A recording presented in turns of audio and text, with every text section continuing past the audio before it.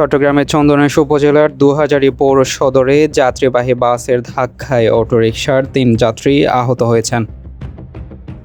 বৃহস্পতিবার বিকেল ৫টার দিকে চট্টগ্রাম কক্সবাজার মহাসড়কের ২০০০ এলাকায় এই দুর্ঘটনা ঘটে।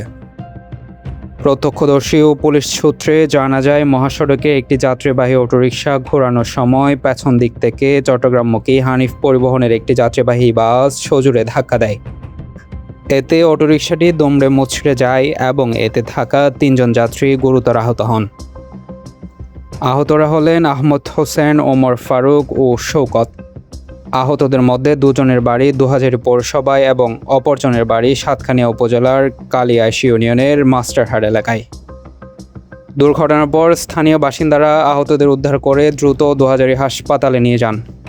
সেখানে প্রাথমিক চিকিৎসা শেষে ওমর ফারুক ও শওকতকে ছেড়ে দেওয়া হলেও আহমদ হোসেনের শারীরিক অবস্থার অবনতি হওয়ায় তাকে উন্নত চিকিৎসার জন্য চট্টগ্রাম মেডিকেল কলেজ হাসপাতালে স্থানান্তর করা হয়। ২০০০ হাসপাতালের কর্তব্যরত চিকিৎসক ডাক্তার সাইদুর রহমান বলেন, আহমদ হোসেনের আঘাত অত্যন্ত গুরুতর। তার শারীরিক অবস্থা আশঙ্কাজনক হওয়ায় উন্নত চিকিৎসার জন্য চট্টগ্রাম মেডিকেল কলেজ হাসপাতালে পাঠানো হয়েছে। ঘটনার সত্যতা নিশ্চিত করে ২০০০ হাইওয়ে থানা পুলিশ জানায়, দুর্ঘটনা কবলিত হানিফ পরিবহনের বাসটি জব্দ করা হয়েছে। তবে দুর্ঘটনার পর চালক ও তার সহকারী পালিয়ে যাওয়ায় তাদের আটক করা সম্ভব হয়নি।